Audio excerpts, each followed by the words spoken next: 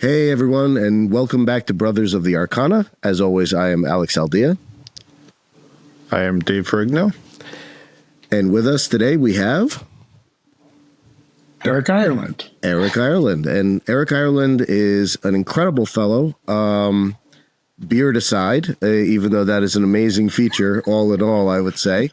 I've been a fan of his work, of his podcasts, of basically everything he does, stemming from a guy I pay a lot of attention to named Angelo DeLullo.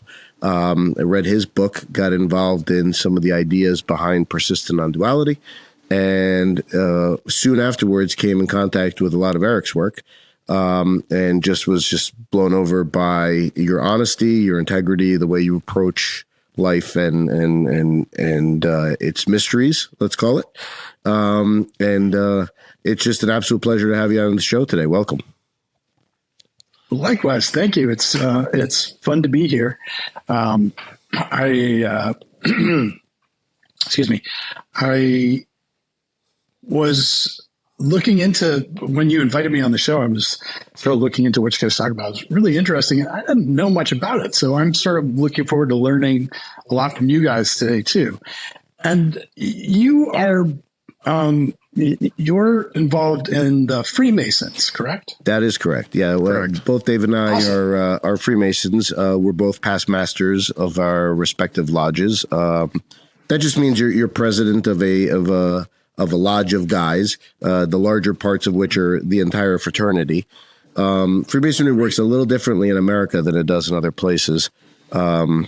And Dave, you can stop me when I've spoken too much because I usually end up carrying on about this. But my only real exposure to it is the English version through that reality show that they had about that. They showed the Grand Lodge of England, and that's a little bit different than what we're doing, but similarities obviously. So I'm curious about it, but of course you may have touched on it lots in other podcasts and all that. We certainly don't need to talk about it here, but I am very curious about it because it's been sort of adjacent to a lot of things in my life for most of my life, but I don't really know much about it. Yeah, happy to talk about it here. Happy to talk about it offline as well. When you look at it for what it is, it's a fraternity. It's a fraternity of men to make men better men. I'm writing a book that sort of is tangential to that. It's the idea of making men better men through the use of sacred space. And I know you know a lot about that, and sort of the different ways to sort of actuate that. This comes through, in Masonry, it's called seeking further light. And that could mean a lot of things. That could mean, for a lot of guys, come to it for different purposes. One, friendship. As you get older, it's harder to make friends, in certain respects outside of maybe your job or your immediate circle. So this allows that in a pretty ecumenical environment. Doesn't discriminate on creed or sex. It does discriminate on sex because it's only for guys, but it's outside being a true fraternity, so to speak, and being very old. So there's certain things but in terms of religion, any religion, as long as you believe in a higher power, and even that is different in other parts of the world where atheists can join. But in America and most of Europe, you have to believe in some kind of a higher power because you take certain oaths at the altar when you become initiated. And those oaths are not to impugn you or your character or anything like that. They're meant to keep the secrets for the brethren, because that's what's important. Every secret of Freemasonry is out there on the websites already. So it's not like we're really what it is you go through something, and it's a Gestalt experience, right? You're familiar with the idea of you go through something that you can't put into words, possibly like persistent non-duality. And when that happens, that's a special thing, right? That you've gone through, and that special thing you share with other guys who've gone through the same special thing. And that's really why the secrets are kept. They're there because it's now something for us. It's our thing. It's something that we've all gone through. It's really cool. It doesn't impugn your integrity, or it's not there to make fun of you like a lot of fraternities that are there to demean you and things like that. Even though most fraternities are Masonically derived, Masonry being the first fraternity of its kind. So it's very interesting that way. It's meant a lot to me personally. I know it's meant a lot to Dave over our time, because sometimes there was a time I didn't have much going on at all in terms of job or anything else, and you go to a lodge. You can get a meal. They're happy to see you. You can BS a little bit with your friends and stuff like that. Makes you feel better. It gives you a different perspective when you might need it. So community, very much so. It's an absolute feeling of community. Is it a cult? Yeah, probably. Am I bothered by that? Not really. But I'm in a lot of cults. I'm in TM. I mean, like, there's just don't you have to have like big charismatic leader for a cult, though? Do you guys have one big charismatic leader? Well, we replace him every year with a different charismatic leader, and I in an actual democratic election. So I guess I don't know.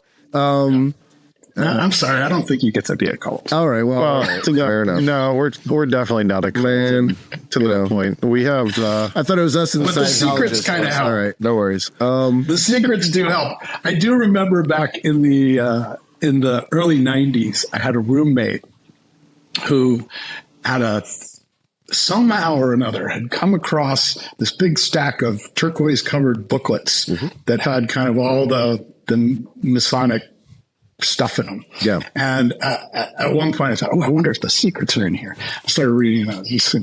Never got very far in all that. But that was about all I knew about those secrets.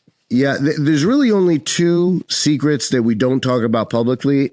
One of which was a historical safety feature. So how one Mason recognizes another. And there's a way that's done. And it would be because even during World War II, guys would wear forget-me-nots, which were flowers that would signify you as a Mason. That was at that time. But there's other modes of recognition. We call them handshakes and other things like that.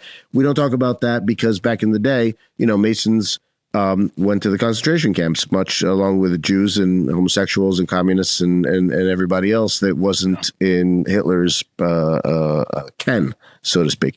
So that was, Masons don't do well in dictatorial societies because they are by nature ecumenical, by nature open-minded, by nature a product of the Age of Enlightenment. And so you should be able to speak about whatever you want outside of religion and politics. You don't do that in the lodge room because that does lead to division and things like that. But, I'll tell you the two quick stories that kind of express. There's a guy who's an encyclopedia salesman, right? So he's going all over the highways and byways of the United States. And he's there to sell encyclopedias, and his car breaks down in Kansas somewhere. And he trudges all the way to the mechanic shop. The mechanic, he sees a square and compass right over there above the mechanic shop, denoting that he's a Mason. At least as far as that goes, that's a pretty popular one to understand. He goes in there and pretends to be a Mason. Right. And he goes, "Hey, brother, how are you?" He wasn't a Mason at that time. And he says, "Hey, brother, how are you? Listen, my car's back there." So the guy gets in the truck, brings the car over, fixes the car, lets the guy sleep at his house overnight, feeds him and everything else, and the guy's on his way. Well, years later, the encyclopedia salesman's older. Since then, he's become a Mason. So he's done that. He's become master of his lodge and all kinds of other stuff. He rolls through that same little town again many, many years later, sees the mechanic shop and remembers it. So he goes in there and he sees the guy. He's still there working on the car, much older, of course. And he says, "Hey there. I wonder if you remember me." He takes a look at him and goes, "Yep, I remember you." He goes, "Listen, I rolled through here many years ago.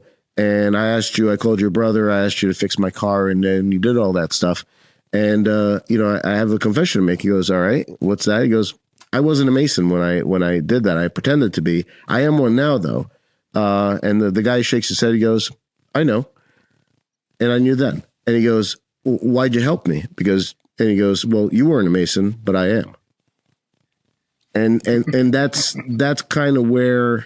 That kind of explains the sort of character. You go a little bit above and beyond. for your brethren, for charity as well. There's a charitable aspect. The Shriners hospitals are Masonic in Philadelphia and Boston, other places. So they bring in about $1 million to $2 million a day for, especially burn patients and kids and stuff like that. So, and they try not to take any money from the families.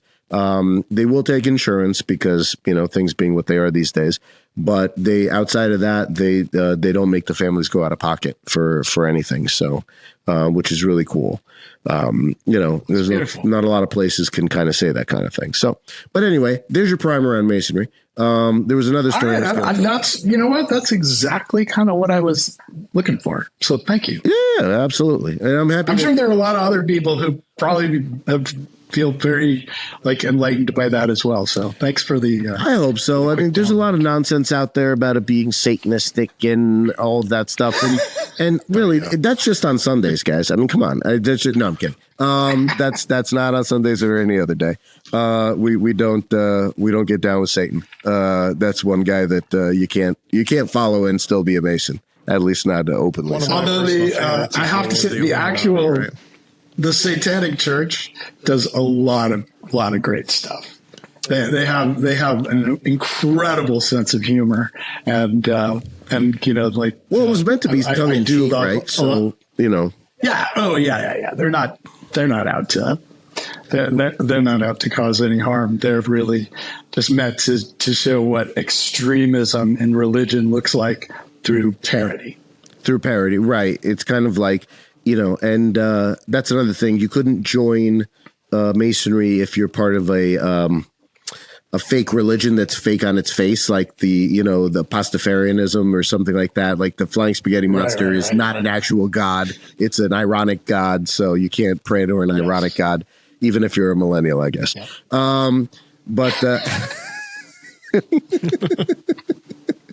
They do everything ironically, don't they? Of course. No, of course. But yeah, so that's kind of where we land on it. We started there, and we were speaking with a good buddy of ours, Chuck Dunning. I don't know if you saw the last episode or not, or had an opportunity to. He's a contemplative Mason, and he is he calls himself a Christian esotericist. And I'm like, I'm totally stealing that. I'm a Christian esotericist because I believe in Christianity, but I also believe in other stuff like non-duality and Sufism and a bunch of other stuff. So at their core, they don't conflict. Right. Exactly. Yeah. So, but I super excited to have you on the show because, you emphasize a lot of the hero's journey in your work and a lot of that as a framework for personal growth and I'm sure professional growth and everything like that. My buddy Joseph Ferrigno does a lot of that. He's got a system called mythogenics or mythogenic self, which is again using myths within this sort of larger holistic or healing model to get at certain truths. He has this thing called, being transparent to the transcendent, which I thought was kind of a cool way to put that. But how did you come upon that concept? And tell us a little bit about your work, because obviously you've attained persistent non-duality, and that is, I don't even know. I don't know about that. Well, all right. I don't know about that. Do you think Angelo has? That term, persistent non-duality, I guess I don't know. Here's the thing. I don't know. Do your thoughts still work like thoughts? Do my thoughts still work like thoughts? Absolutely. Okay. Absolutely. They work like thoughts. There's a mind that is a tool that works. I look at it like this way. Just in relation to that question about the mind, that the mind is a tool. And for many of us, and for myself, for most of my life, I thought I was that tool. That I thought the thoughts that were in my mind were mine about me. And they were what defined me. They were what I needed to fix about me. They were what was good about me and what was bad about me. They were me, basically. Effectively, there was a me running around like a little homunculus inside my head that was, moving the arms and making the talking and thinking the thoughts. And it just felt like me. Mm-hmm. And in a sense, that was like having a hammer and banging it against your head all day. God, tell me about it. And what I found was that hammer is really good when you turn it around and start hitting nails with it. Now you can build things, you can use it as it was meant to be used. It no longer hurts. It's still there. I still have a hammer in my hand, but it isn't smacking me in the head every day. As a matter of fact, if anything, I would say thoughts are now thoughts are like a treat most of the time because I find I use them creatively. If I'm involved, you can't simply just like plan a business without thinking. Right. There's a lot of thinking that needs to go into that. So for things like that, for creating things, for taking an intuition and bringing it into to manifestation, there's a process of using our human faculty of the mind and thoughts and thinking to create those things. So do I feel like those thoughts are mine? We're getting into the paranormal episode. Do I feel like those thoughts are mine? No. Uh-huh. Do I feel like they're about anyone? No. Do I spend a lot of time agonizing about them like I used to? No. So I think that would be maybe the best way to explain that. As far as Angelo goes, I don't know. I mean, it's hard to speak to him except through forums. And I'm like, I am not, he wants you to fill out forums out there to chat with him and about this and that. And I was like, okay, I'm just not down with doing the forums, but no, I'm sure. He's super busy. And a lot of people, of course, want to talk to him, and he doesn't really do. I mean, because he's a full-time physician. Oh yeah. Absolutely. He's super, super busy. Anyway, he is one of the most wonderful, kind, realized people I've ever met in my life. And what does that mean? I've been fortunate enough to has realized his true nature. There is no part of Angelo, in experiencing Angelo, there is no part of Angelo that is inauthentic or in any way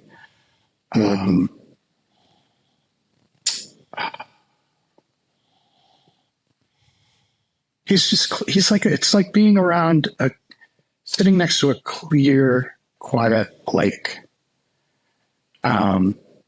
The lake is still a lake.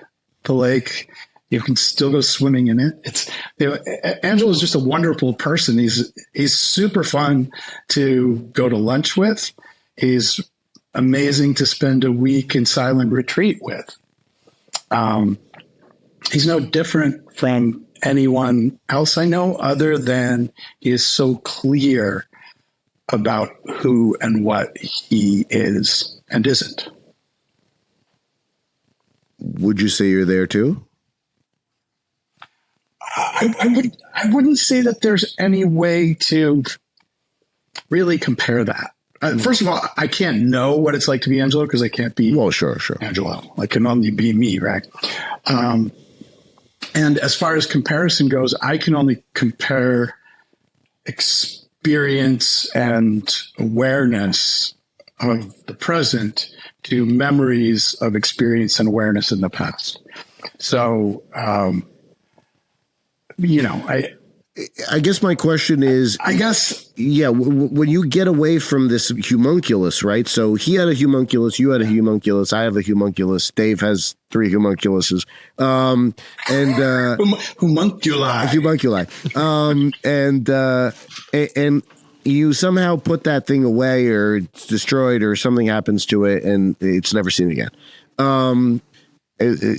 In that sense, then you embody the larger source. And at least if it's anything like my psychedelic journeys go, then there's no difference between you and the larger the source, right? So in that sense, that's an interesting way of putting it, and I would agree that is a pretty good way of pointing to it. Yet I would also say to be cautious about equating any psychedelic experience or state with non-duality or awakening. Because non-duality isn't a state. So kind of when you say persistent non-duality, that implies like you kind of like fell into this trip and you never came out. Interesting. So it's really the I would say, if anything, it's more like the lack of state. That states are seen to clearly be what states are. This is a state of consciousness. And then consciousness is seen to be what consciousness is. And I would say where I would have the least clarity still in my own understanding of non-duality is in what is prior to consciousness. Although I have some awareness, understanding, and realization of it, putting it into words is still very difficult for me. And in the majority of my teaching, I really focus on mindfulness and first awakening for folks. So Kensai or Kensai, I guess. Kensho. Yeah, what Zen calls Kensho, because from there, it all unfolds on its own. There is truly nothing to do. And I was talking to someone about this morning. There's this idea that we have to do to get, right? I mean, that's just very basic, like how we act as humans. And any of the doing that happens, I found, is really about just creating a fertile patch of soil. And then you kind of have to hope that a bird flies over, drops a turd in that soil, and there's a seed of awakening that blooms. It's not going to happen if you pave over everything around where you live.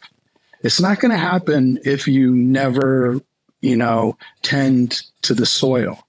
But if you have a place for it to grow, awakening can get shit out by a bird, and you wind up with an awakening flower.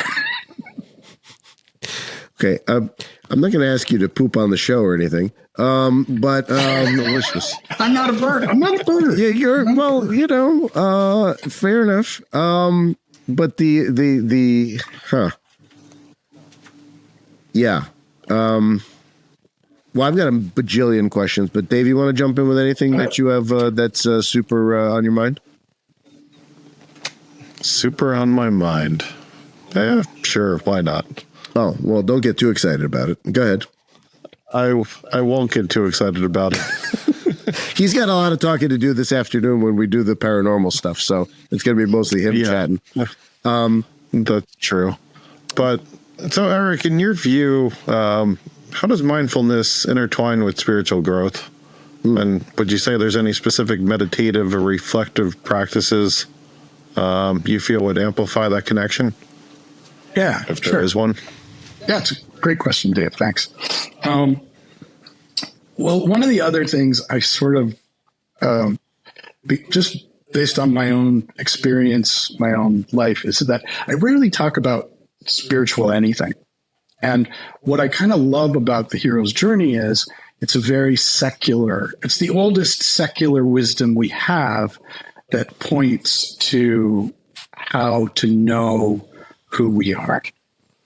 The story of the Buddha, the story of Christ, they're all hero's journey stories. Mm-hmm. And for most of my life, I found that spirituality was a stumbling block to realization, because it implied this: there's reality and then there's spirituality. And I know this is not the nature of all spirituality. This was just my own personal experience and kind of why I teach this way. So I think we can only ever share what we authentically know through our own experience and realizations. Yet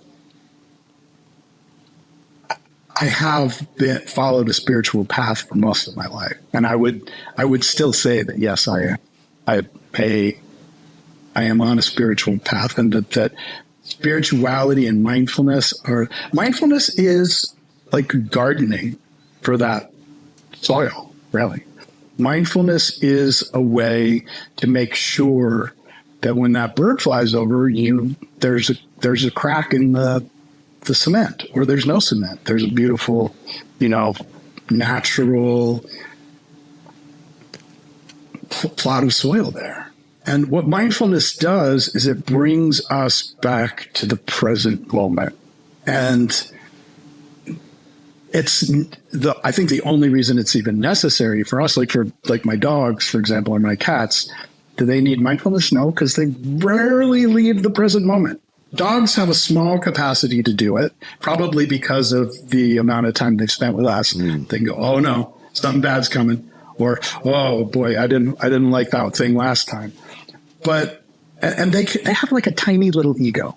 It's like a little shred of an ego.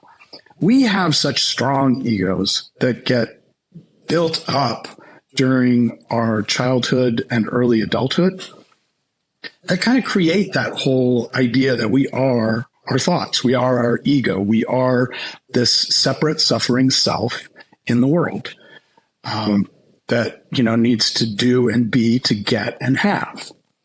And a big reason why the hero's journey is so powerful is it provides that final initiation that most of us don't get when we grow up. We're just kind of like, we're raised as children to be adult children, pushed out into a world where the real grown-ups are manipulating a lot of adult children, and we're all wondering why we're so damn unhappy. And the hero's journey says, don't be an adult child. But go, keep going. Or it's like Ken Wilber says, was it grow up, wake up, show up? I believe that's the way he puts it. But that growing up mindfulness is kind of, to me, a real key part of that, because it starts to ease our connection to this, what I call our personal myth. It's the story of who and what we are, where we come from, where we're going, but it's all based in the past and the future. And when we awaken that myth, it becomes a story of the present. We are always telling the story of what's here, because we're storytelling beasts. And mindfulness allows us to get closer to the present. So if I want to be telling the story of the present, if I don't want to be locked into this idea, these thoughts, like you were talking about, Alex, when thoughts are self-referential, it's a prison. But thoughts in general, without that self-referencing, are no problem. There's no discomfort to them. And mindfulness allows us to start seeing the difference. Mindfulness allows us to start seeing the gap between reaction and, like cause and effect. So something happens to us, and what feels like a button gets pushed, or triggered when we're triggered. I like to say that a trigger is of no use if you don't have an explosive, Sure, of course, somehow connected to it. So mindfulness allows us to go looking for those explosives. It allows us to see to break the connection between the outside, the perception of the outside world, and our reactivity. So somebody says something, I feel this way, and I do something, and most of us go, it's just me. It's just how I am. Mindfulness says, is it really? Is that really you? Go look and see and find out for yourself. And I think that is the biggest benefit of mindfulness. And as a mindfulness teacher, it has been a real journey to figure out how to help people start to see that, because it can be so uncomfortable right at the beginning. And I've tried all kinds of different things. I started this. I created an 8-week mindfulness in the here. Sorry, 6 weeks. 6 weeks. 30 module, extensive course on mindfulness in the hero's journey. And people just had such a hard time getting started with it. Because there was just it was a hard bar to cross. And in my mind, I thought, I'm just going to get it all in there.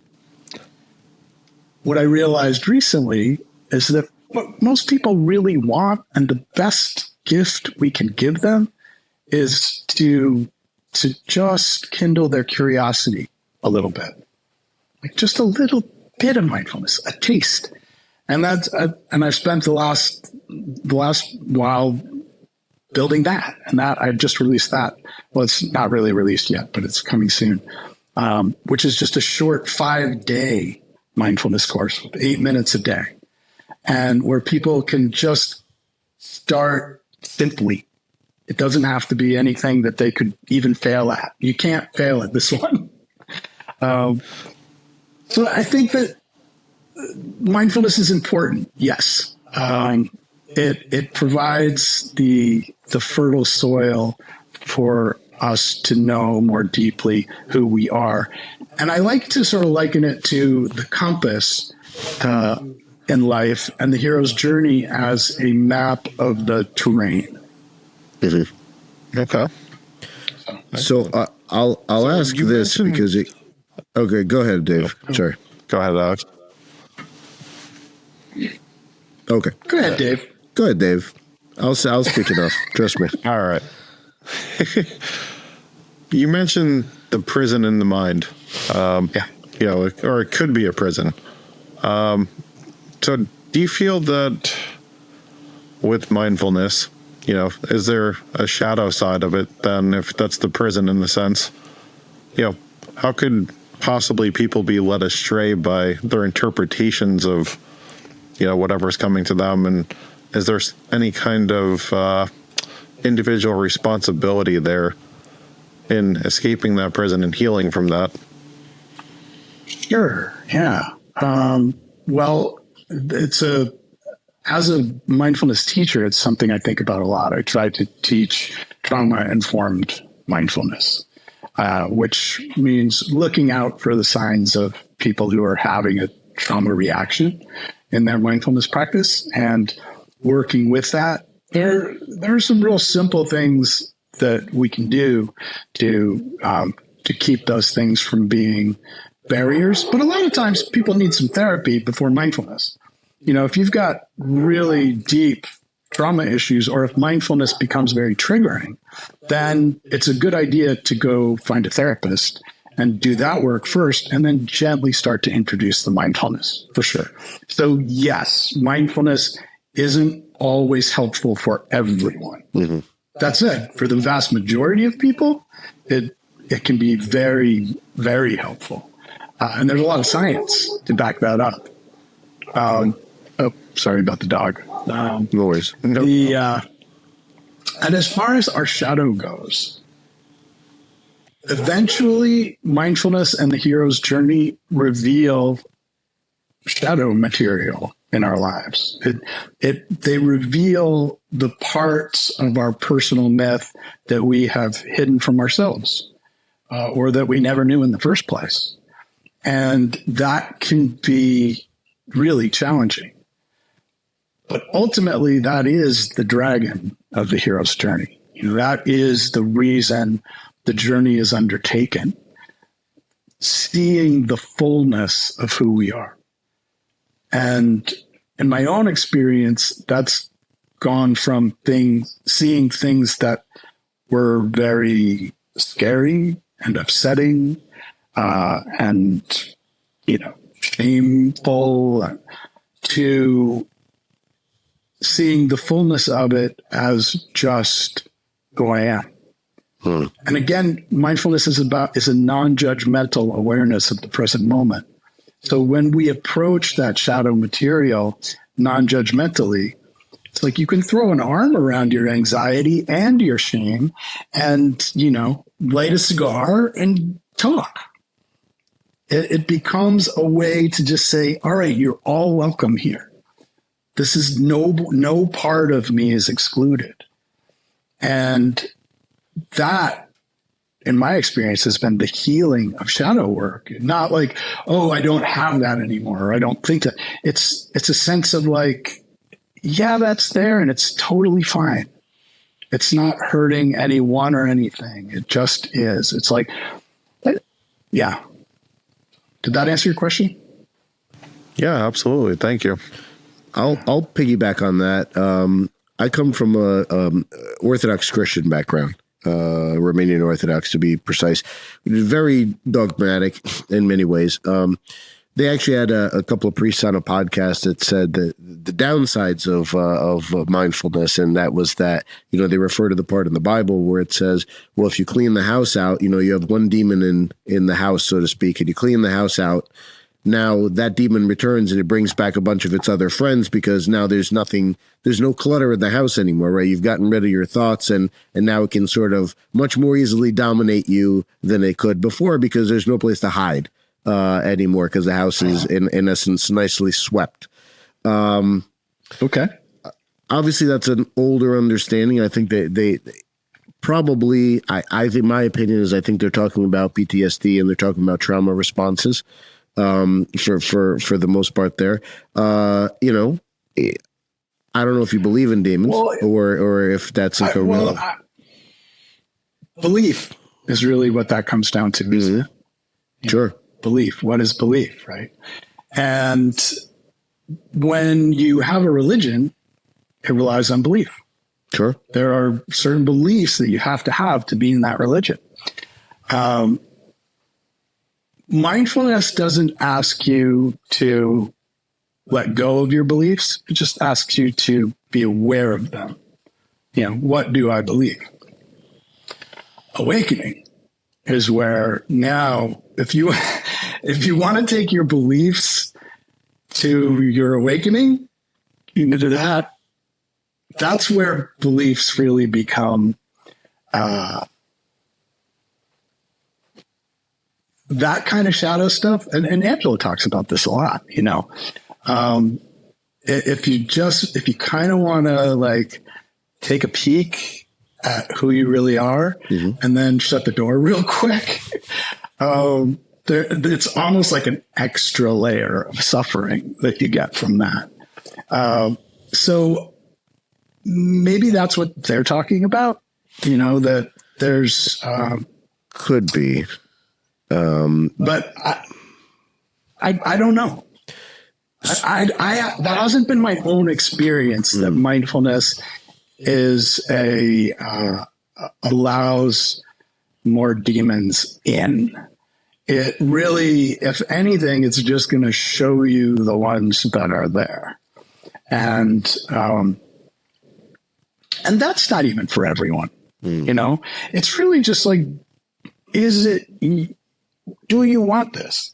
Do you want to just have your demons? Do you want to have your beliefs? Do you want to just think that you can get enough stuff and, like reach all your goals in life to find perfect, lasting happiness that's just going to never end? Go for it. But if that's been like for me, I tried that, I thought this is the way to do it. I was an atheist for many years. I was an atheist hedonist, basically. Like I'm going to create so much happiness and fun and awesomeness in my life that it's gonna knuckle under, and it's gonna say, "All right, you win." And it didn't work. It didn't work, and that's what really drove me to my big spiritual crisis. I was in my late 40s. I had accomplished all my goals. I had no more goals left. Mm-hmm. I was still staring at all my demons, and I had no idea how to fix this. So what happened? What happened was mindfulness. Finally, kind of what happened was I started thinking about, okay, I had been a hedonist for so long, and I've always, done things for others. What does hedonist mean in this case? Like you just went to orgies every day? No. I mean, pleasure. Like pleasure is. Let's prioritize pleasure. Okay, is basically how I would say. So no one specific kind of pleasure. Yeah, I also, there were times in my life where my motto was "too much is never enough." But as I got older, I prioritized moderation as well. So I'm talking about like a 20-year journey of looking to pleasure as a guidepost, and at the same time doing things for others as well, because that was pleasurable for me. But when I started Listen to Sleep, and kind of everything that led up to that, I found something clicked deeper inside of me. I was like, oh, this is a combination of something that's pleasant to me. I love reading these stories and creating stuff. I started my first podcast in like 2007 when you had to tell people what a podcast was. Right. It's like a radio show, but you listen on your iPod. And so this was like, I don't know, my fourth or fifth podcast. And it just stuck. People were really grateful and sleeping, like they were sleeping. And I thought, boy, there's really no greater gift you can give to people who are awake all night going, ugh. And then I thought, well, there is one greater gift. You could help them, to ease their anxiety with mindfulness. And I knew I needed that for myself too, because I had never been able to have a consistent mindfulness practice. So I kind of took a step totally away from hedonism and towards something I didn't want to do, but I had an intuition would be helpful and would be good for me and good for others. And I became a mindfulness teacher. I took a year and a half to go through a certification program for that. And that was what really got me to come up against all my own resistance to mindfulness. And I learned so much about myself. And I did that because I wanted to create meditations for the podcast. Sure. That makes a ton of sense. But Erik, as well as I do, and I at least, in my perspective, let's say, I shouldn't put that on you, but hedonism is addictive. It's an addiction as much as a lot of other things. So how do you it can be walk away from an addiction, right? Whether it's porn or whether it's drugs or whether it's, a lot of this stuff. Addiction is really rooted in resistance and in the past and the future. Yes. So in the present moment, addiction has the least hold it has. And I'm not an addiction expert. I know that, there are different kinds of addiction. There are different kinds of addicts. There are different ways people suffer from addiction. I agree with you that that the life I was living had an addictive aspect to it. But I would also say that the whole idea of living as a mind identified self is a little bit like living like an addict. You're looking for fixes from the world. If this happens, then I'm happy. When that happens, I hate it. It's all the outer I'm angry, fixes. I'm Yeah, sad, sure. Yeah, it's about that, right? So it was really about vigorously turning that atheistic lens around and going, what is this? What is sitting here? That started with mindfulness, and then I met Angelo. And Now, why do you say not atheistic? long after lens? that, because I was an atheist for many years.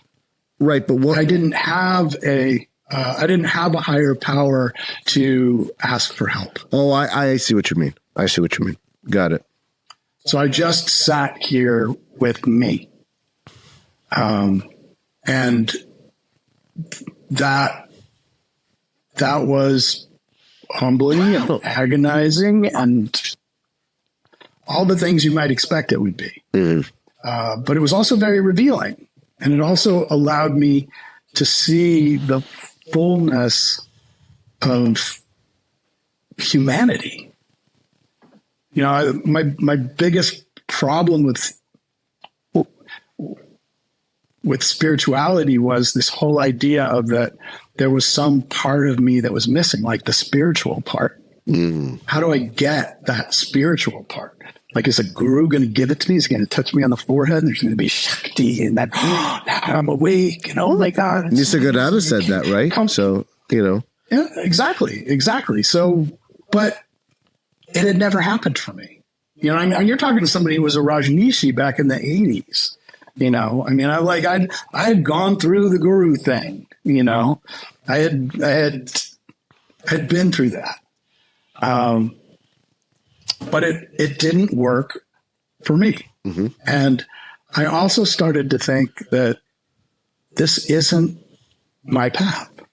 I didn't know what my path was, but I could start to feel that wasn't it. The way I was going wasn't it.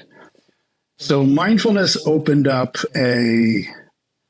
that questioning space, which is why I teach mindfulness the way I do. 3 basic principles: gentleness, curiosity, and self-compassion. That's all you need for mindfulness. You don't need any of the other practices. As a matter of fact, I found that most of them don't work very well without those 3 things. And so that's how I got to mindfulness. Can I ask you a question? And I don't know how to ask this without necessarily maybe being triggering. So I don't know if that will, because I know your background. And you've been pretty upfront about your sexuality, and can we talk about that? Gay as a Christmas party, absolute. Yeah. There's a lot to unpack in that statement. Okay, fair enough. But so with that, obviously, as we look at yin yang. And the idea of what is yin, what is yang, what is traditionally yin, and what is traditionally yang in terms of masculinity, femininity, everything that goes with that. You know, it's not surprising to have somebody like Brene Brown talk about vulnerability, right? For instance, so she's a big one in talking about vulnerability. One of the things that we try to focus on this show more recently is, what does it mean to be a man today? Because obviously we both come from a fraternal background. So, you know, we have a lot of opportunity and I don't want to say expertise necessarily, but a certain amount of grounding and training and dealing with men, helping them to become better men through certain modalities. You are walking that path as well. In talking about gentleness, talking about vulnerability, those are not quote unquote manly qualities in the traditional sense. Although I think we'll find as we look back on history and what was done, there was a lot of gentleness, and that was never an unmanly quality, let's call it. Alex, you're a Christian. Right, exactly. Your dude was so gentle. So it's all about forgiveness, all about love, all about, right, exactly. So gentle. Right. Yeah. So you know, that's a lovely thing to talk about and to be a part of, and you know, something that I think men need to hear more about. and they need to understand how they can still be men, still feel like they're men, and exhibit more of this type of thing. Yeah. You know, and I don't know if you want to speak about that. It just reminds me of Lord of the Rings, and I don't say that just because of your beard looking like Gandalf, but you know, Ian McKellen, he happens to be gay, and there was a scene there between Frodo and Sam, in when Frodo wakes up and Sam's in the bed and he's sort of holding his hand, and he's saying, well, I wanted to put that in because I happen, you know, he said, I happen to be gay. And because of that, you know, I wanted to see that tenderness between two men, and that's an okay thing. And I said, that's not really a gay thing. That's a human thing. I mean, that's not like, you know, the tenderness between people. It doesn't have to be relegated to, well, this is my sexuality, and as such, blah, blah, blah. Right. So it could be something that's available to everyone. And should be, I think. It's a very cultural thing for us. You know, you can go to a lot of Central and South American cultures and find men who are just kind of like all over each other, straight guys. There's nothing sexual about it. Right. They sit with their arms around each other. They hug, not like a side hug or whatever those bro hugs are. Those always confuse me. I'm like, oh, we're doing that one. Okay. Well, gotcha.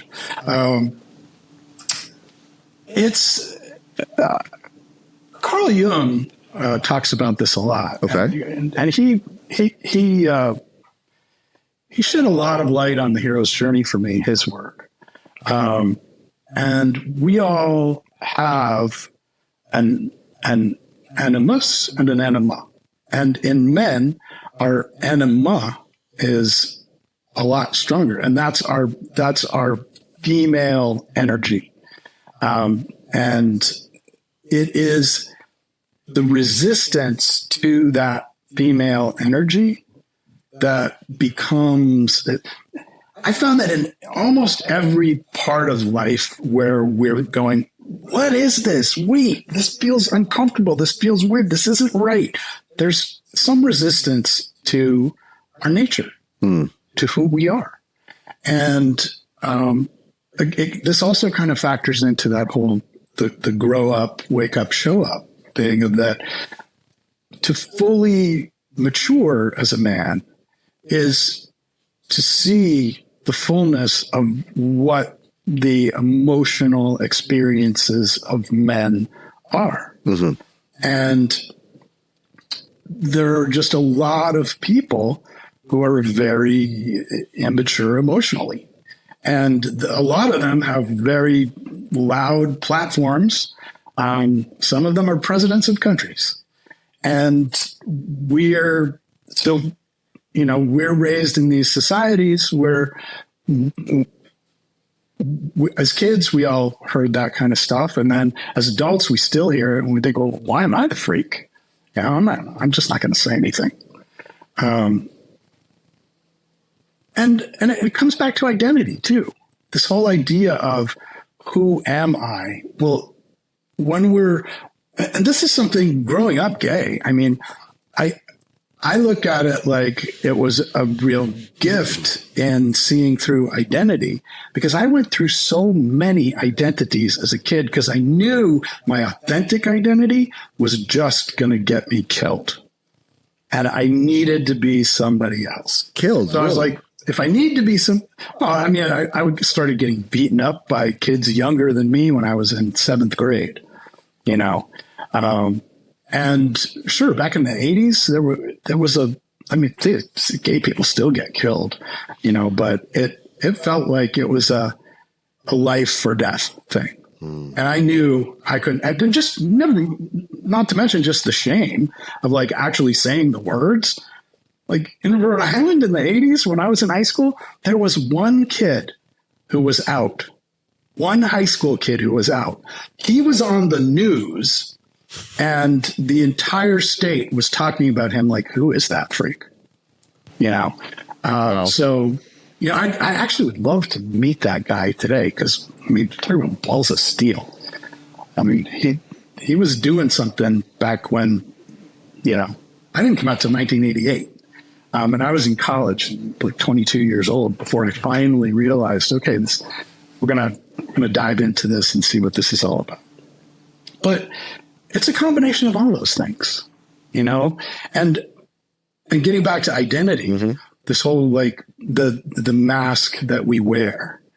It feels, if you've only ever had one sense of identity, it feels like it's really real because it's the only one you've ever had. I was lucky. I had many, you know, like I was a little pretentious gay kid who was getting beaten up. And then I was like one of the coolest kids in high school who was hanging around with all the, you know, the right people. And was I any more happy? No. But, you know, I was just being a completely different person because, well, why not? This has got better than that. And I think most of us do that. We grab an identity. And I'm sure it's probably one of the things that can trip people up in a fraternity is you start to see, okay, I'm supposed to have a certain identity here, you know, and there's nothing wrong with that, but it can be challenging for people especially when you're in a group, to kind of say, you know, like, who am I, right? And what I love about the work you guys are doing is you definitely don't go that way. Like we're all trying to be the same. You're like, who are you? You're supporting people for who they are. We try. We definitely do. Because, I mean, obviously we've all gone, I don't know if you had any instinct of Dave's background, but his last name is Ferrigno and his uncle is Lou Ferrigno, who is, you know, talk about a paragon of manly muscles and everything else that sort of goes with it. And Dave's gene pool is not too far from there. He's in the gym about 10 times a day and all of that kind of stuff. I thought about going to the gym, but I laid down until I got over it. You know, yeah. And it's just one of those kinds of things where, you know, as you get older, you start to question a lot, and especially at this day and age, about what does it mean to be a man? There's this whole trans movement going on right now, and all this other stuff. I don't know how you feel about it. I've heard some of your thoughts about it in other talks with Angelo and so on. Part of it, and we don't want to get too political necessarily. It's not really the show, but I don't think trans people are political. I think trans people are politicized. Okay, that's in no way a political movement. Mm-hmm. You know, look at Caitlyn Jenner, Republican trans woman. So you can be on both sides of the political spectrum and be trans. Trans is but she gets Uncle Tom'd, right? For not being on the right side of things. So, you know, that's a political thing. Well, that's what I'm saying. And she gets flack for being trans and for her politics too. Absolutely. Right. But what trans is a gender identity. Mm-hmm. It's saying this is my gender. And that's like all identity. We are all free to choose our identity in this world or to choose not to have one if we want to. And so to the extent that that's politicized, to me, it's just that the trans folk are in the same position I was in the 70s and early 80s as a gay person. They're, you know, getting the brunt of society's dislike and judgment for a minority. Back then it was queer folks, you know, gay, lesbian, whatever. Now people are much more about like, oh yeah, we all know a gay guy and he's great and he does my hair and he's totally fine. He's married. They got kids. They're good people. They go to church. And so there's kind of like society doesn't have the gay boogeyman like it used to. And trans folk have sort of fallen into that role. And I think they need protecting the way, you know, there were people who were protecting us back then. And so I include them under the LGBTQIA plus umbrella. And I feel like, especially given the current political situation, that they deserve and need support and recognition, and to be treated as humans equally. Mm-hmm. That's very interesting. There are, and I mean, I know in my estimation, I know a fair amount of gay guys who don't consider them part of the LGBTQIA community as such.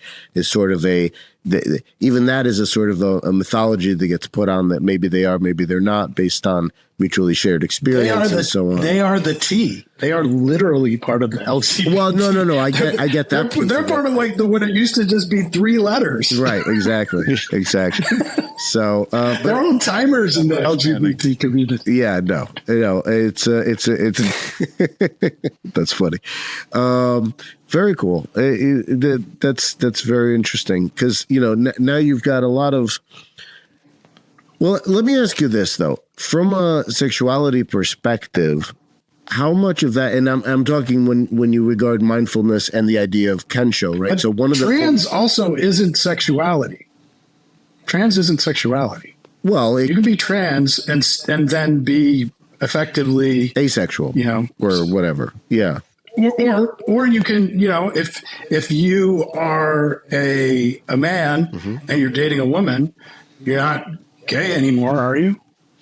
So I mean, what if a man and a woman are together? Are they gay? Is that so? It's funny. I would say that up it's queer, but it's not about sexuality anymore. It's really about gender and about identity expression. So when I was in law school, we had there was a girl I went to law school with. Well, I say girl because we're all pretty young. We went through law school, and she transitioned to a man at that time. And I actually asked her that question. It was kind of tongue in cheek, and she told me to go screw myself. But it was. But we were friends. And she said, because she was dating a girl. I said, well, okay. I say he was dating a girl. So so now you're not a lesbian anymore because you're a dude dating a girl, right? So and so it's very interesting that way. It's very, I will say, confusing to some extent. But it's confusing because it's new. Right. It's confusing. And it's like the way people get all tripped up on they, them pronouns. I do a lot of bedtime stories that have non-binary characters in them. And I'll do the whole story with they, them pronouns, talking about that person. And some people will write the most scathing. You can go on that Apple podcast right now and say, I think the most recent review is about one.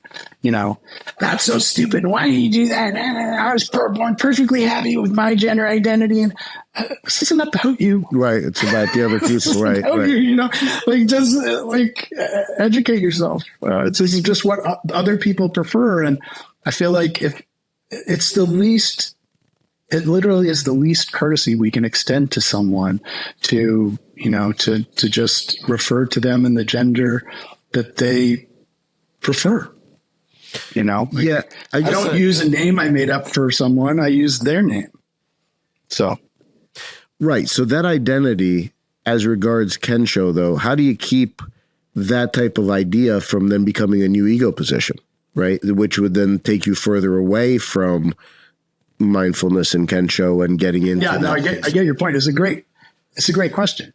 It also, it gets to the heart of what identity is. Right. In a sense, Kensho, awakening, whatever you want to call it, is a complete, like I was talking about with the shadow, it's a complete embracing of identity. And this was something I actually asked Angelo the first time I interviewed him before I had my own first awakening. I was like, but when I say Angelo, I mean you, and you then talk back to me, but then you say there's, you don't have an identity. What does that mean? Right. I was like super confused by it. And it is it's not about the identity. Just like when Buddha said desire is the root of all suffering, that's not actually what he said. Attachment to desire is at the root of all suffering. Right. And attachment to identity is the thing. Thinking that you are your identity, that they are the same thing. And So a trans person, a gay person, a straight person, it doesn't matter what your identity is. In a sense, awakening involves the embracing it so tightly that it is effectively gone. Mm-hmm. There's such a deep acceptance of what it is, and so it doesn't matter what that identity is. And along the way, if part of your exploration of your identity is saying, I am trans, this is something I have hid from people I know what that feels like. I hid my sexuality from people for many and many years. Wow. And you come out and you say, I am this. You want to see a great movie watch Will and Harper on Netflix. It's fantastic. What's it called? Will and Harper. Harper. Will, what's his name? The guy from Elf. Will Ferrell. And his best friend Harper, who is trans. They go on a road trip, and you'll get a great sense of it'll answer a lot of your questions, and it will let you get to know a trans person. But there's two facets to identity. There's our individual identity, and then there's our group identity. Mm-hmm. That there is that. For example, even though I don't feel any attachment to my own identity anymore, I still advocate politically for queer folks, for trans folks, because I see a responsibility as a part of a community, and that community is based around identity. There's nothing wrong with it, but it's also, I see that it's not the complete story of who any of us are. Well, I guess that's the larger point. My point would be, why don't you then espouse that last piece as being the most important? Like, it doesn't matter where you enter the conversation, whether you're there trans, is no most gay, important. Right. The whole of a piece, it's all important. It isn't like just that there's that identity is meaningless, or however you want to put it. And I don't think that that's true, but this is where a lot of spiritual non-duality people really go off the rails for me. Okay. Well, there's just no one here. I mean, how could you even think about, being trans or gay or anything? You're just what you are, the emptiness. And they're just kind of lost in a script of what, do you think that these people have attained Kensho? I don't see it that way. If they, I don't know. I don't know. Interesting. I don't know. It's not the way it isn't the way I experience what has happened in my own life. Sure. It isn't the most. Here's the thing. Awakening is not the most important thing. Realization isn't the most important thing. What is? The most important thing is the most important thing. Well, thanks, Eric. You really nailed that one. In a sense, there is no most important thing. It's all of a piece. It's in the full expression of who we are as people, each of us. Like I always like to say, like 99.99%, we're all the same. We're exactly the same. And that 0.01% is like the fragrance that makes us different, that allows there to be an authenticity to our flavor of expression of humanity, and is part of just how and why we are social animals. It's like a lot of people too just be like, oh, this is an illusion. Your body's an illusion. No, it's actually you here. You're like a real human in a real life. And if you're just going to like bypass it and go, it's all an illusion, doesn't matter, none of it matters, you're missing the point. Is that what spiritual bypass is? Because I know Angelo talks about that to some extent. Yeah, spiritual bypass is grabbing onto a concept and owning it without is owning it. Really, it's like like treating it like a belief. And there's a difference between believing and knowing. Well, so that's why I haven't put my book out yet, because I feel like a freaking fraud because I haven't quite hit Kensho. So I'm like, what do I even have to contribute that I'm going to tell guys about that they're somehow going to benefit from this book if I'm just regurgitating someone else's beliefs rather than having attained that on my own? That's a good one, Alex. Okay. Anyway, Answer that question. Now I'm curious. Like, if you were to actually seriously ask yourself that question, mm-hmm. because I think what you just said was, you sort of said it like speciously, like, oh no, I hammer myself with it daily. So yes, absolutely. Well, but what if you didn't hammer yourself with it? What if you asked it like with an openness, a gentleness, and a curiosity? What is that about? What makes you think that you don't have anything to share because you haven't had this one thing happen? Because my definition of someone who's an expert is someone who's done one thing one time well, right? So at least you've gone to that party one time and you came back, and now you have something to relate about where you just were. The hero's journey, right? So we're all on the hero's journey, but I didn't fight the dragon yet, I don't think. And oh, sure you have. We've all fought many dragons. Yeah. Well, wouldn't those really be the threshold guardians? Because your dragon is the big one. Your dragon is the one that, at the end of the day, the hero's journey isn't a one-time thing. It's not like your whole. I mean, in a sense, your whole life can be looked at as one hero's journey if you want to. There's many hero's journeys starting all the time.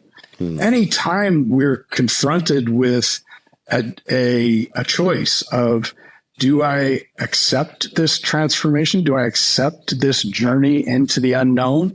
Or do I hang back and just stay here in the ordinary world and wait on Tatooine until it gets bombed to dust? Right. Every time that happens is the beginning of a hero's journey for us. Every time we lose someone or something, every time we're asked to transform, we're beginning a hero's journey. So I would say that you've had many hero's journeys, you've fought many dragons, and that you now are looking to the future for this one thing that's the big dragon. It's the important one. I got to get that one. I started the whole Awaken Your Myth program, like working on it, creating it, writing it, years before I had my first shift. And it wasn't even, the name was Awaken Your Myth. It had nothing to do with awakening. It just all, and it started as a book. It started as a book that I never wrote. I created the course and the community and all those other things. And now I'm actually writing the book. But I guess my point is that I'm going to argue with your premise. Okay. That your book is valuable for what you've experienced so far. And the open and honest expression of who you are right now. Because you're not going to be different after awakening. It's not like Alex is different. It's different, yes, but it's not what you think. Angela says this all the time. It's not what you think. And that was the first thing I realized was, boy, this was not what I thought. So I would encourage you to write that book. Write it about your experience. Write it as honestly as you can. Because that's what we really all need more of, is people sharing their own authentic experience. Not being an expert, but being authentic, being who they are, because you have expertise you don't see. And the way you can share that with someone is by sharing who you are. Cool. Appreciate that. Sorry, I know you didn't ask for that. No. I did ask for it. I did. And it'll be more to talk about on that tomorrow. But yeah.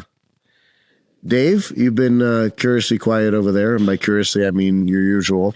Of course. I'm going to shift gears slightly. If that's right. okay. Sure. We should answer for I was Eric. going to ask you, Eric.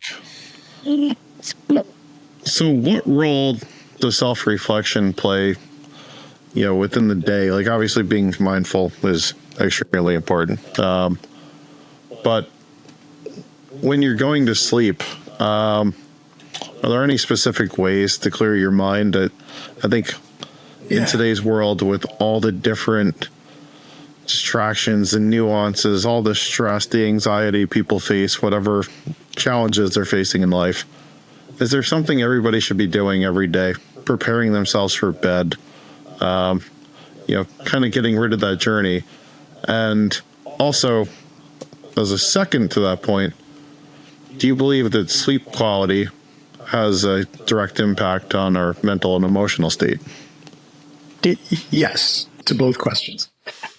Yes, there's stuff we can do to have to better prepare ourselves for better rest, because better rest is always going to lead to better living. And the opposite is the same too. You can't just keep going and expect you're going to pay no penalty for not getting enough rest. So along with all the other just good sleep hygiene, like do get the kind of sheets that you like and black out your room if you need to, and don't look at your devices, all the stuff you can get from Google. I've found the most important thing in my own life is to be there with that experience of going to sleep. So that means being with the senses, being with the feeling of your your back against the mattress or your side or however you sleep. What is it like in that moment to sense into the feeling of being? There's this subtle sense of being that most of us ignore, and that mindfulness starts to highlight.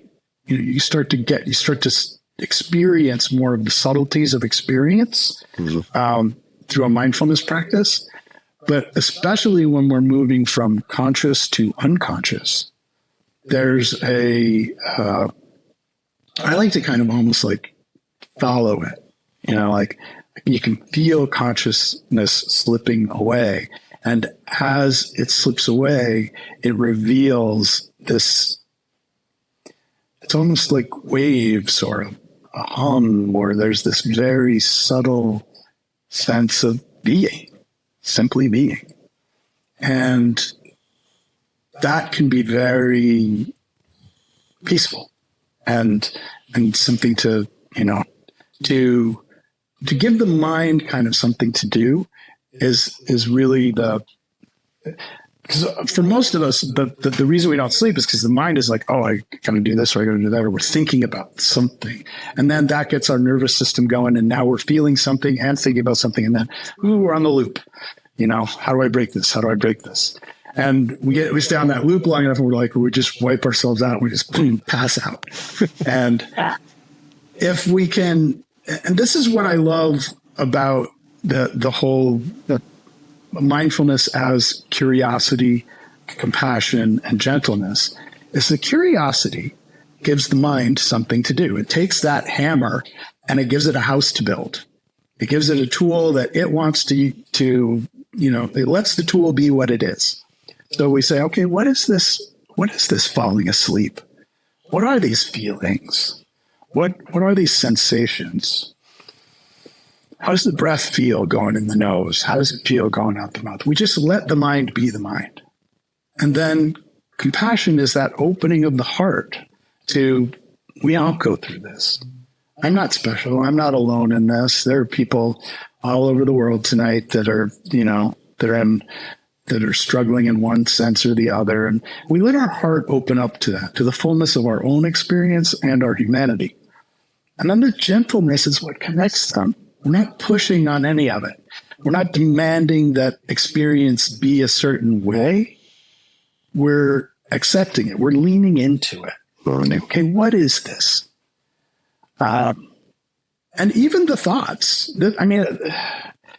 Being with thoughts can be a somewhat more advanced practice, because a lot of times thoughts just grab us and then we're in there again. So I like to start with the senses that are outside of what feel like they're outside of the body, like hearing and sight, and then sort of move inward from there, like touch, and that inside sense of being.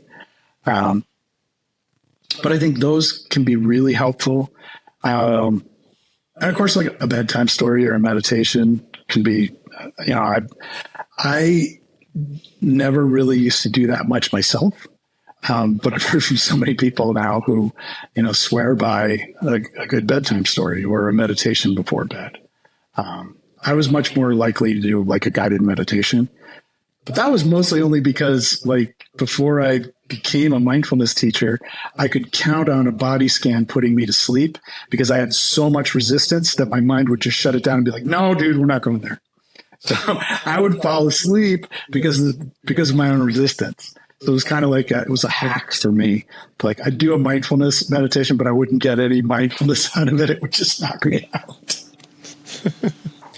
So that's a good point, because there's a lot of, so Dave and I are in a bunch of esoteric organizations and such, and I've been in other places where you have and you feel a certain amount of spiritual and or psychic energy that's in the room, that's present, and it's palpable, right? Yeah. So you can actually feel it kinesthetically, so to speak. I go right out with stuff like that. I'm out.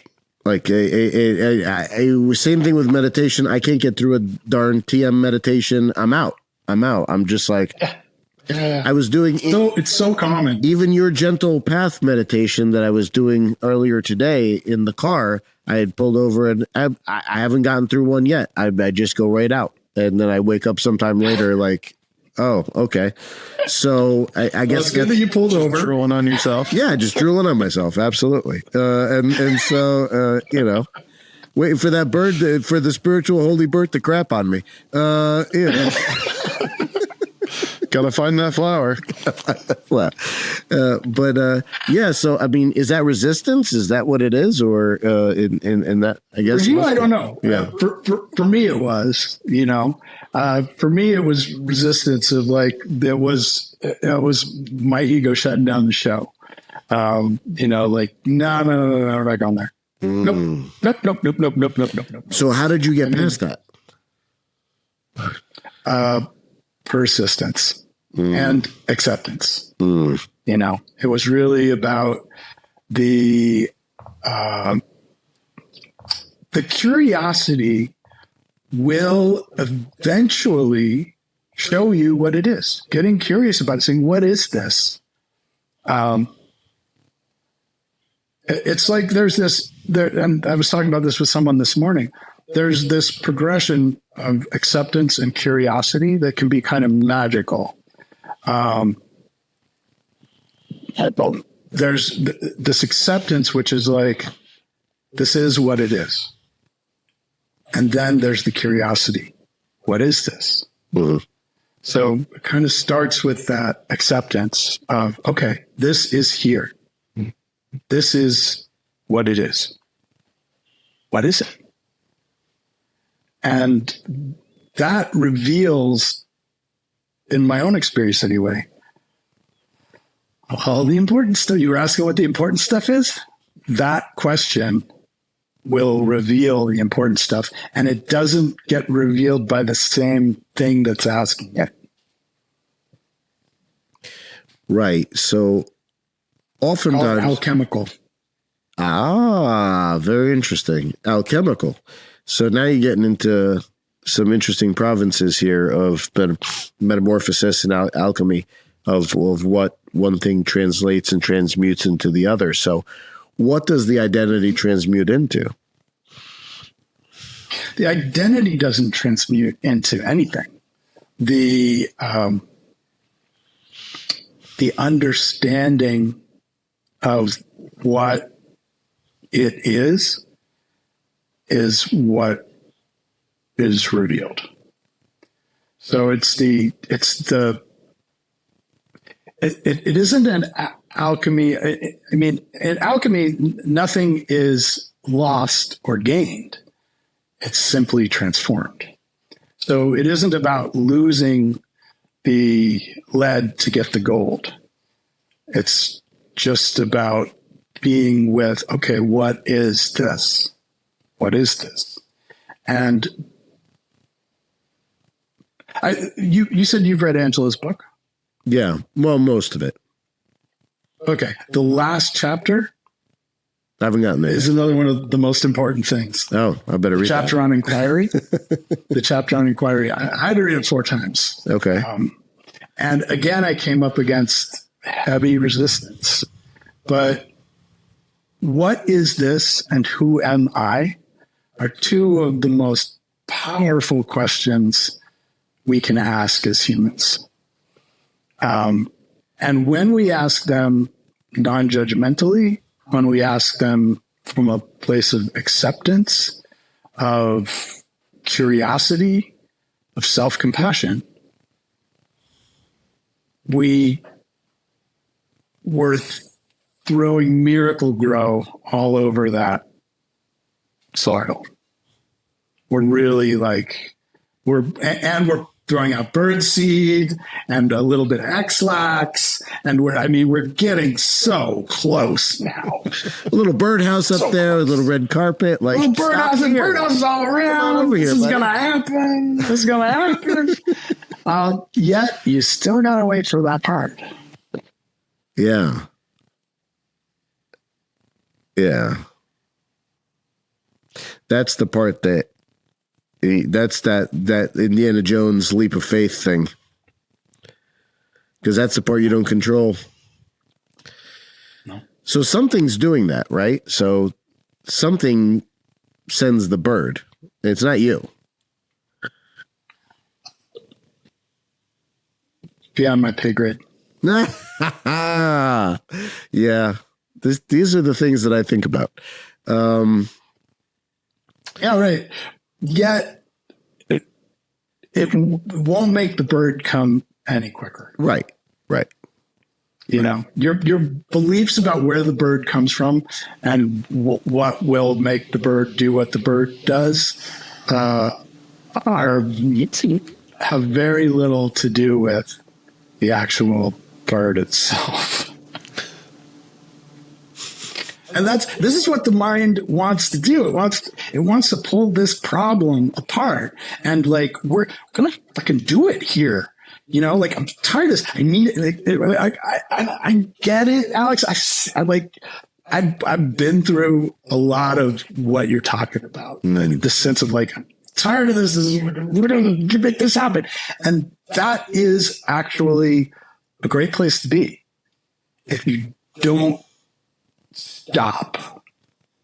Keep going, and not pushing, but it's to keep surrendering to what's happening, keep yielding to what is, and go into that cave with curiosity and an open heart. So how is a personal myth not an identity position? A personal myth is effectively, it's the way I talk about it, and with the hero's journey. It is effectively an identity. And an awakened personal myth is an identity that is present in this moment. So it's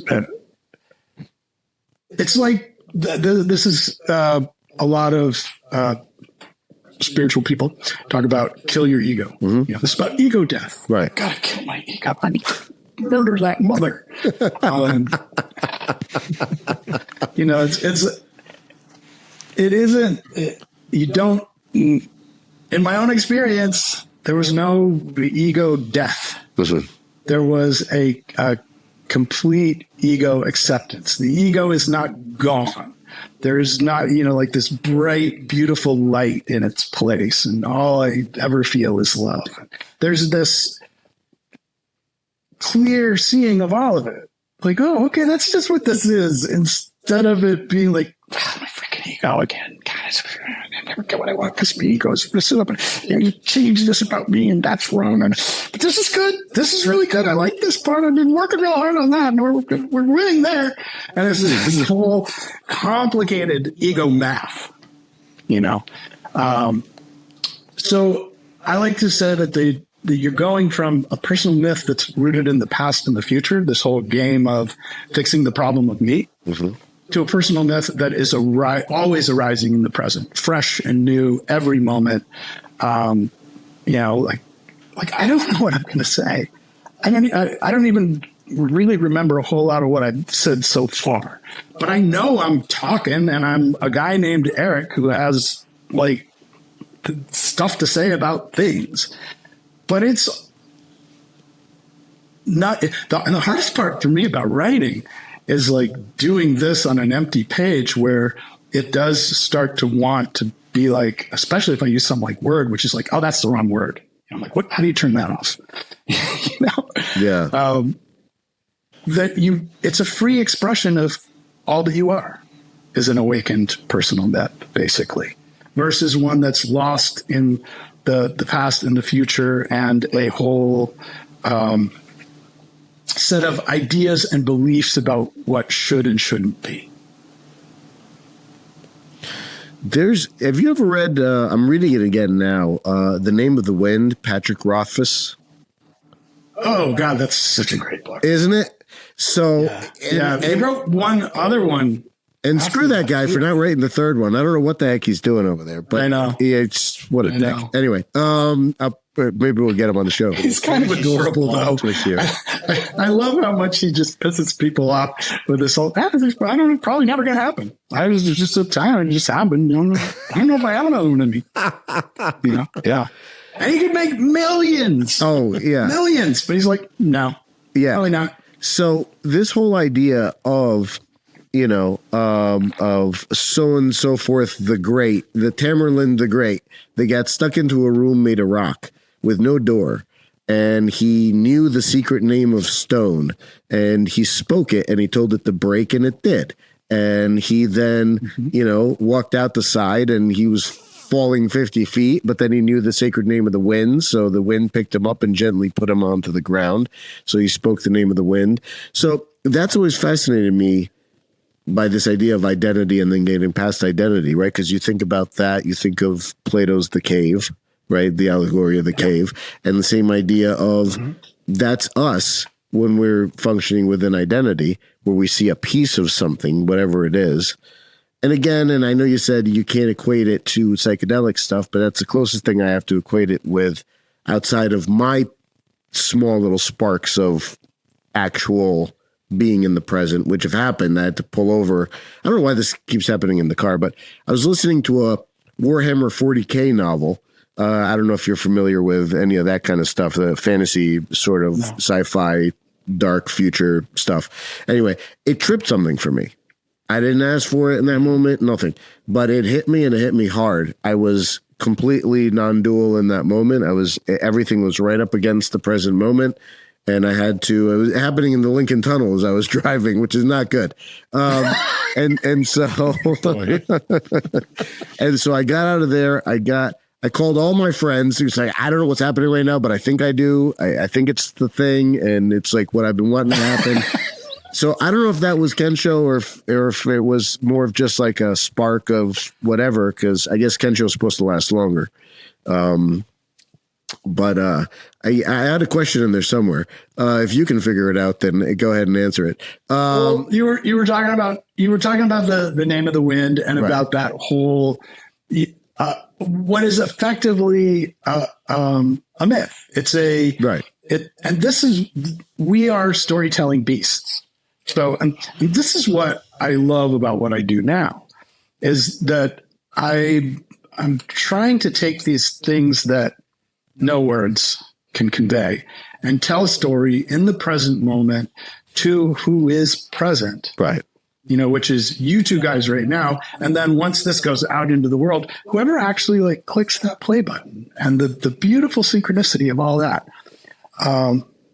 And to tell a story of now. Mm-hmm. And that's what myths are.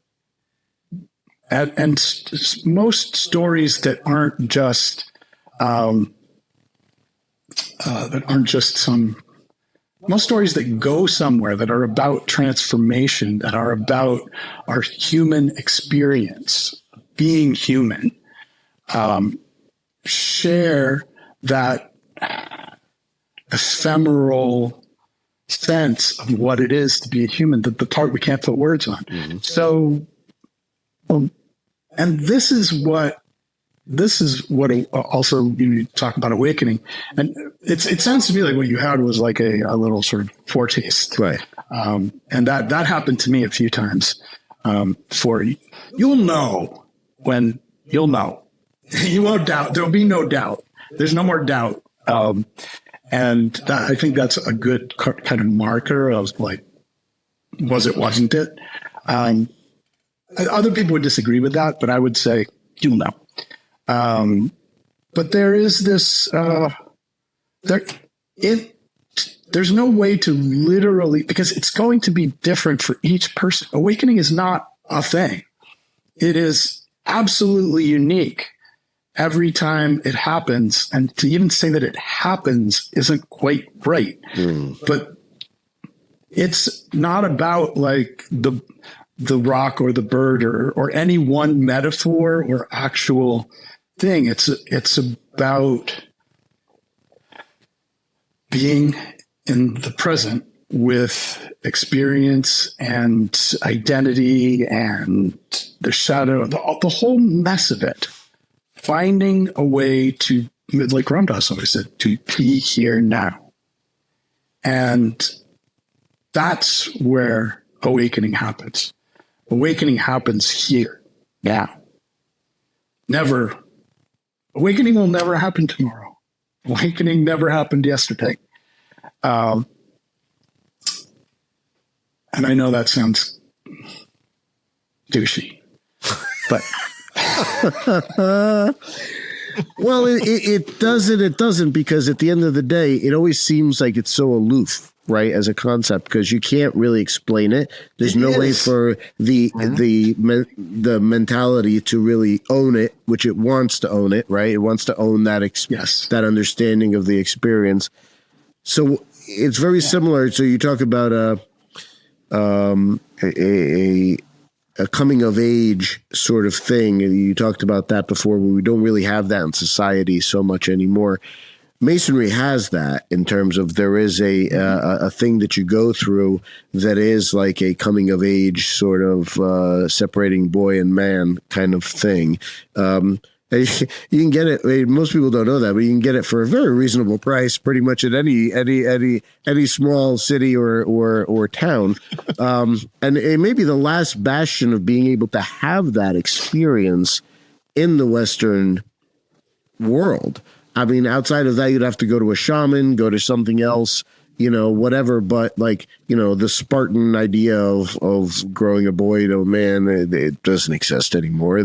Most of the stuff in the Western society has been that's sort of been sanitized out. And this is one of the things. You're absolutely right. I mean, it's the power of the hero's journey in our society. There's almost every movie you see that's not a superhero movie, right, is a hero's journey movie. And I think the challenge is we have such a superhero society that like somebody who's special is going to come and save us all. Right. We're not that person, but there is some special person who's going to come and save us all. And and the difference between that and a hero's journey movie is a hero's journey movie always starts with an ordinary person in the ordinary world who in the end saves themselves. And through that teaches us all who we are. And, I mean, we have the Barbie movie. Like that is literally a hero's journey story. And it could be a vehicle of transformation if you see it that way. But if you just go, oh, that was a dumb movie, you kind of missed the point, right? And I saw a lot of people do that. I saw it. I was like, wow, this is such an amazing hero's journey story. I'm going to have to watch it because I actually haven't seen it. But, I felt that way about Office Space, for instance, which is such a clear, thing of a dude that is just the most average dude that just doesn't want to do anything, and he gets sort of uplifted. Office Space pretty much ruined me early on for any sort of real corporate job, like being able to sit in a cubicle and do that, because I was just like, I've already seen behind the curtain of this. Like, there's just nothing in this that makes it attractive or interesting. So for you. For me. Some people love it. They want to go there every day. Please give me the office, But yeah, no, I get that. Between that and the Matrix, I mean, forget it. Yeah. Matrix is an amazing hero series. Mr. Anderson. Yeah. Yes, absolutely.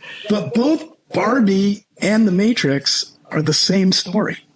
Yeah. And that story is a story of someone who comes to know who they are. And in that knowing teaches us something about who we are. And that is the initiation of the hero's journey. That is coming back to the fullness of our humanity, returning from this sense of being a separate suffering person to being a part of the community of humanity. Yeah. So there's an interesting thing, and I don't know if it's an anachronism per se. I guess it depends on how you look at it. But they say that all girls will eventually be women because they have the potential to be mothers. And when you do that biologically, it changes the body and such. Men have to be trained to be men by other men. You have to have that community around you that can train you how to be a man and not just go through your whole life a boy, in essence. I'd be curious to see your thoughts on that. I would say I don't have any thoughts on that. It's a viewpoint, right? Is it a truth? Well, we can go right back to the trans conversation and realize that not all girls are going to grow up to be women. Not all girls are going to be mothers. Not all girls are going to have babies. That while that is a part of who we are as humans, it certainly doesn't encompass the fullness of who we are. So I would say my thoughts are yes and no. Okay, fair enough. Yes, that can be true and valuable, and no, it's not always true and valuable. What talk about some future projects. So what do you got going on now? I mean, obviously, I'm one of your members on the Gentle Path. I find it already interesting, although I'm already falling behind on the schedule. Like every other schedule thing that I've ever done, I'm sort of half-assing it, but I'm trying to catch up.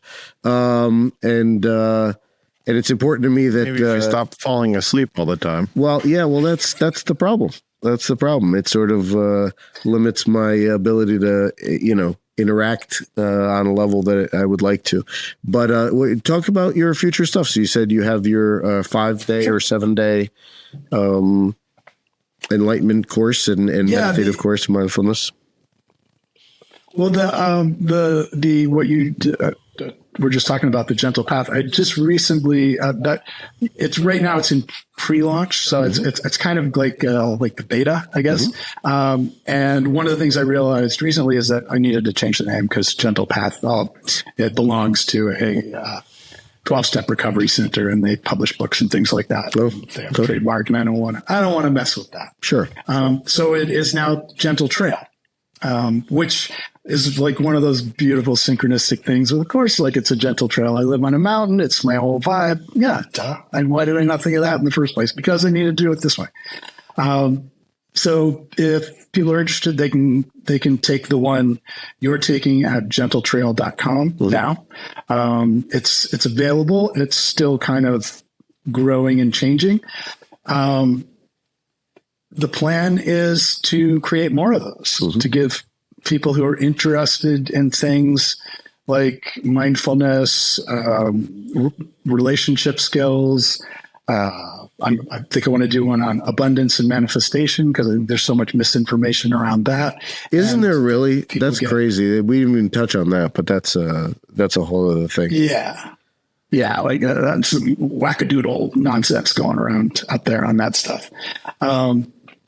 And so the idea now is to do more of that. And then, because I like I was telling you before, I have the community that you're a member of, sure, which is kind of a deep dive for people who really want to go into working with me and taking the full, the 30 module course, the journey on mindfulness and the hero's journey, which dives really deep. Includes shadow work and a lot of stuff that is, it's, you want to take your time with. So this is a way for people to kind of like dip their toe in and see, I would like to be a little more mindful. I'd like to see some of these scientific benefits, but I haven't been able to make it work. And I love hearing that, like, you're a little behind and it's putting you to sleep, because even the 8-minute version is going to wind up being that for some people. I'm curious to see if you stick with it, or if it just like kind of goes, no, didn't do it. Because what I'm really trying to do with this is to create something that people can stick with. Because for me, that was what it really took. It took a mindfulness practice that started with literally 2-minute a day meditations. 2 minutes. I couldn't do any more than 2 minutes. And that, now I do almost an hour and a half to 2 hours every morning. But it's because I want to, and it feels natural, and I don't fall asleep. But it started with 2 minutes, and it started with falling asleep in 2 minutes, or not being able to do 2 minutes every day. So that's what that's for. And other than that, I never know what's next. I want to, I love doing these things, and I want to make more of them.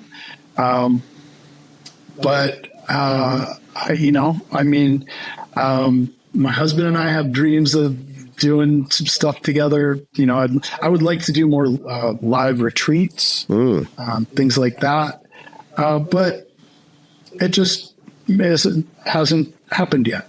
So the best answer to your question is more of what I've been doing and new stuff that I don't know yet. That's a fair answer. Do you, well, we'd love to be on your podcast sometime if you're so willing, and I don't know what you're doing with that, but and obviously to maybe joint venture on something that would be super fun. To do something, we're trying to get our name out there, obviously, full disclosure and all that. So, we could do something for my YouTube channel. Yeah, that'd be amazing. Maybe. Let's bat some ideas back and forth. Sure. Sure. My podcast, I don't really do. Actually, we could do something for the Awaken Your Myth podcast. Happy to. Which is my Hero's Journey podcast. Listen to Sleep is really all just bedtime stories and meditations. But yeah, no, I would love that. This was fun, and we could talk. We could maybe talk more about the Masons and kind of that whole, like, a community thing, sure, because that's very, very intriguing to me. And I think, I can see just in the two of you that it's and what I knew about it before we talked, there's a welcoming aspect to it that I think is so necessary. There's just like an epidemic of loneliness, and what's the only way to beat loneliness is community. I think that's a yes. And, we come at it from, in the words of Dennis Leary, we represent angry, gun-toting, meat-eating people. But no, not necessarily.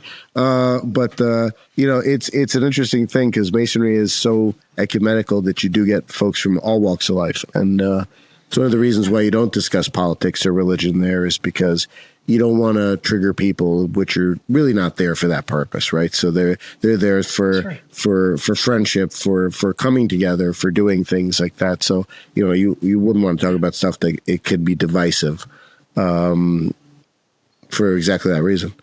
But yeah, it's a lot of fun, and we'd love to have that be a possibility. That actually reminds me of a book, Bowling Alone, I had to read in college, and they talked about how the world's so connected nowadays, but everybody feels lonely. How you used to go bowling, you'd have leagues, everybody interacted, everybody was friendly.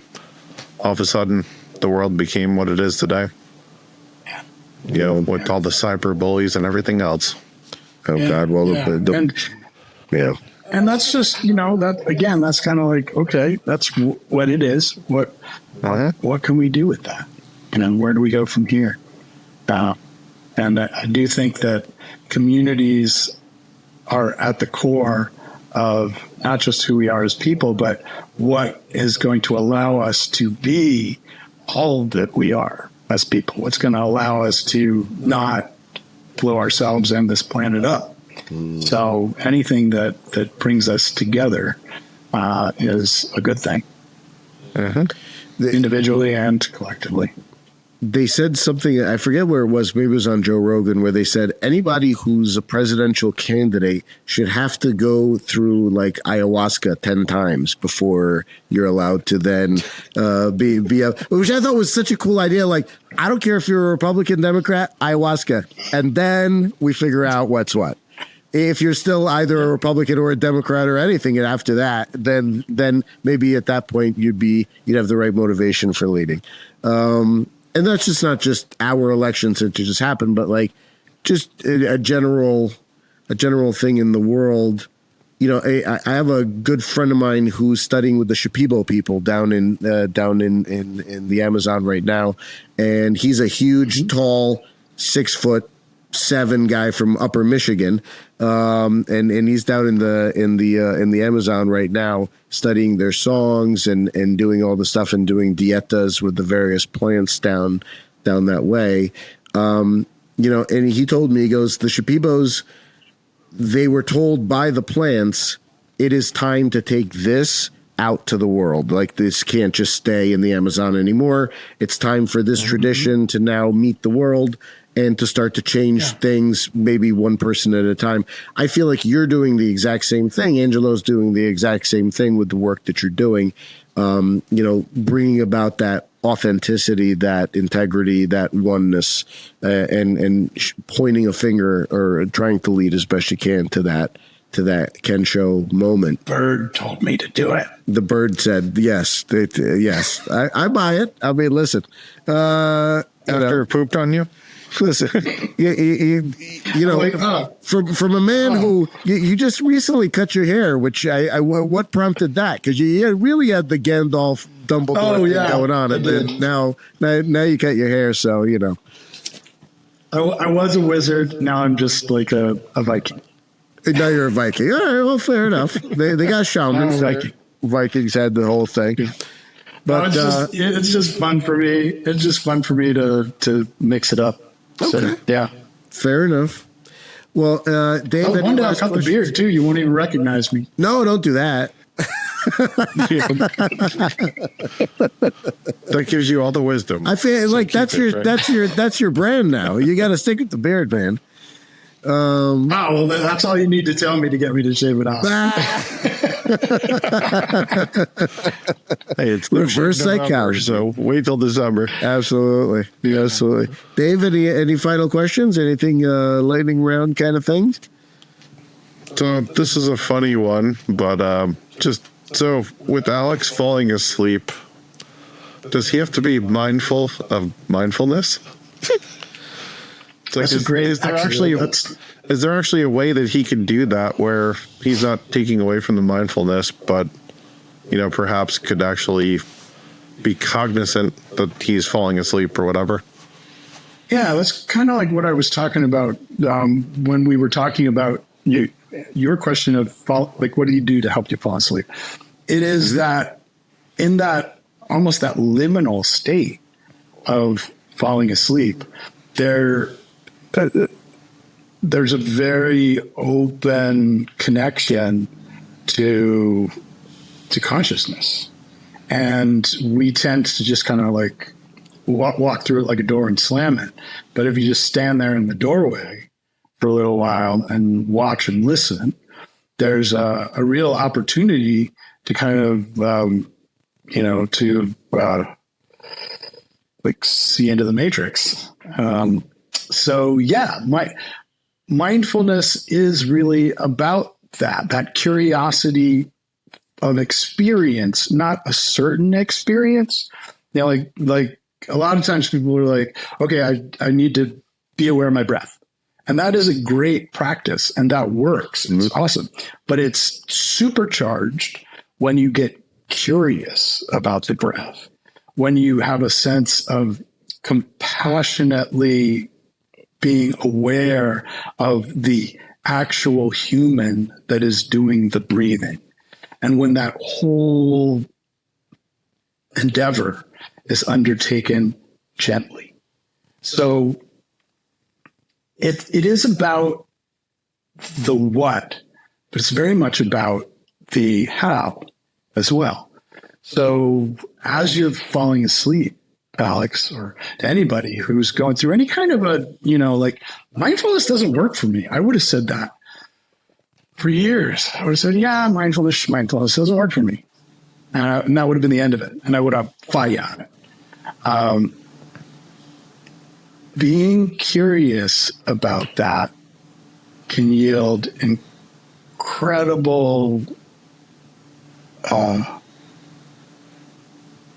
doesn't yield anything.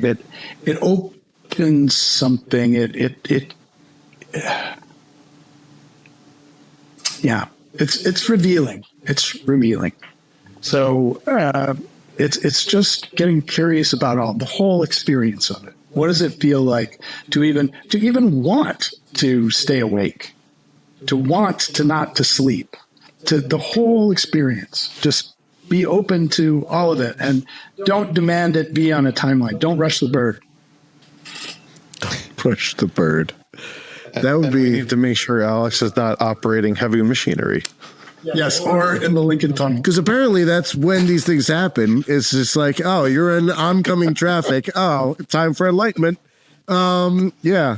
So that's great. It's great. Well, Erik, it's been an absolute pleasure having you on the show. Thank you so much, my friend. And looking forward to getting to know you more through our practice together. And thank you. And if we can ever get Angelo, I'd love to have him on the show too. I know he's so busy doing stuff. I have to try to reach out to him again on the podcast. Yeah, send him an email or fill out one of his forms. Him and his forms. Forms. Yeah. It's very yes. Anyway, I will do. But thank you so much for coming on the show today. Really do appreciate it. I hope you had fun. Yeah. And I had a great time, Alex, Dave. Thank you so much. This was a total delight, and I'm looking forward to chatting again. We'll definitely do another one on my channel. That would be awesome. I'd be super psyched to do that, my friend. All right. So until next time, I am Alex Aldea. I am Dave Ferrigno, and we had Erik Ireland, who's not from Ireland. Not from Ireland at all. Not even Irish. not even Irish in the tiniest little bit. Mostly Norwegian. And until next time, we are brothers of the Arcana. So see you later. Bless. Thanks.